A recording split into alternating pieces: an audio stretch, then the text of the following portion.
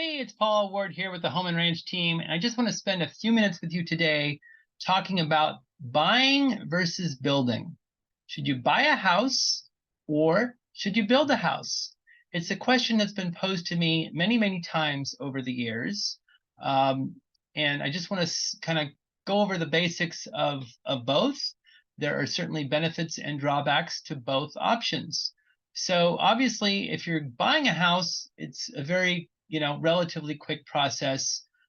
Find a home, open escrow, close escrow, 30, 45, 60 days later, and move in or remodel. If you want to build a house, it's a much more complicated, much more drawn out process. But in the end, the idea is you're going to have your dream house. You're going to live in the house that you designed and essentially created yourself. And for some folks, that would be a nightmare. And for other folks, it's their ultimate dream. So some considerations if you are building. One, what is the cost of construction? Okay, that would be the number one question. Cost per square foot. Is it $300, $400, $500+ per square foot? Multiply that by the size home you want to build, and that's going to give you a general idea of the cost of construction. Now, of course, you have to add that price to the cost of land that you're purchasing, and that will give you a general idea of how much it's going to cost to build. Number two, I would say, is the permitting process. Okay, what is that going to entail? The county, of course, or the city that you're building in, they're going to want their fees. The government wants their money. And of course, the bigger the home, the more expensive the permits. Also, too, I would say the more picturesque or the more protected areas have much more complicated, much more expensive permits. So one of the most expensive, cumbersome areas to build in would be a place like Malibu, overlooking the ocean.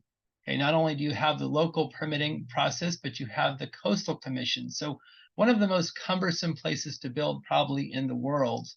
Now, Ventura County, California, where I'm located, certainly complicated, but not nearly as complicated as a place like Malibu. And I've heard, absolute horror stories, but I've also heard some good stories.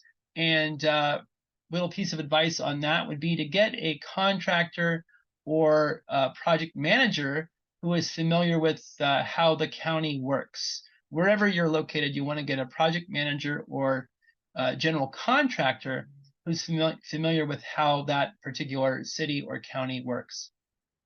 Also, distance to utilities. If you're building on a small lot, on a city road or county road, chances are the utilities, water, gas, electricity, sewer, are not too far away. If you're buying a bigger parcel, 2 acres, 5 acres, 10, 20 acres, utilities might be a great distance. And what is the distance to water, electricity? Do you have natural gas, or are you going to be on propane? Can you hook up to sewer, or are you going to have to install a septic system? So those are all questions related to utilities that have to be answered. And distance would be I would say, the most expensive cost relative to that question. Another question that people don't really think about is the fire department. Okay, the fire department has to be satisfied with what you're building, where you're building, how you're building. And they need to be able to get their fire truck to your home to protect it. So if you're buying a bigger parcel, you're going to have an all-weather road that can satisfy a fire truck and make sure that fire truck does not have to turn around at your property. So you're going to need what they call a turnaround to satisfy that fire truck. So if you're building on, let's say, a 5-acre parcel and your house is set, 100 yards from the road, you're going to have an all-weather road that's 100 yards long with a turnaround that satisfies the fire truck. Then on top of that, you're going to have to have access to a fire hydrant that the fire truck can tap into. And where is that water coming from?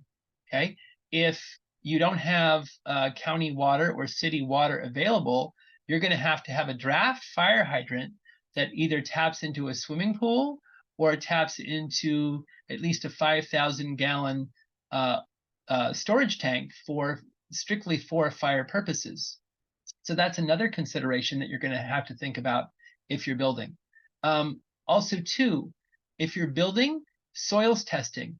Are you building in a flat area on a flat parcel, or are you building on a hillside or a hilltop?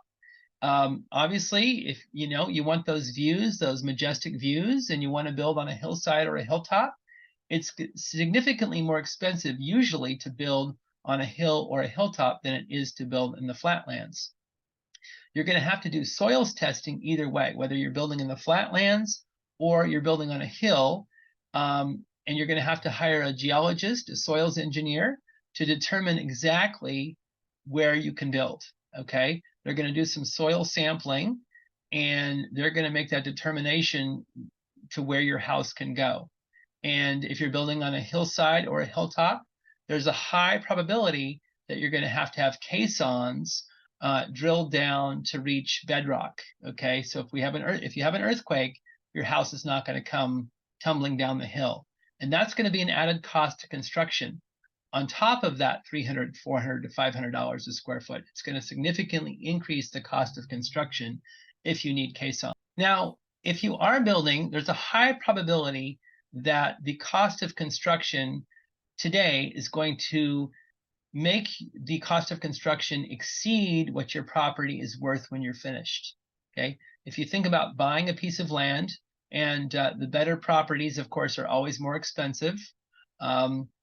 If a property is cheap, there's a reason that it's cheap. I would say that usually, not always, but usually, if a property is cheap, the cost of construction is going to be significantly higher than a property that has, good, gentle topography. At the end of the day, though, if you're building, you probably, not always, but probably will be underwater financially, meaning you would not be able to sell the property for what it cost you to build.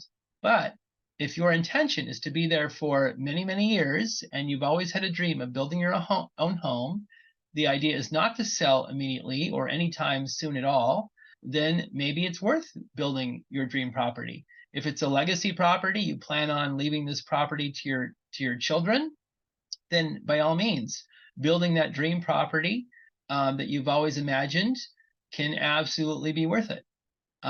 But if the idea is to kind of build to save money, that's probably the wrong outlook. It's probably better to buy something existing, whether it's moving in right away or buying a fixer-upper. You're usually going to be ahead of the game buying a fixer-upper than building from scratch. And even a fixer-upper is going to be a much shorter process to make that property buildable than building something from the ground up. So hopefully this answers some general questions, buying versus building. If you're scrolling the internet looking at vacant land parcels or looking at fixer-uppers, just kind of know generally that it's going to be less expensive to remodel a fixer-upper than to buy a piece of dirt and build that dream home. But if your dream has always been to build your own home from the ground up, or if you're in the trades, or if you're already a contractor, then there's some savings there as well. So just something to think about. Hopefully you found this informative, educational.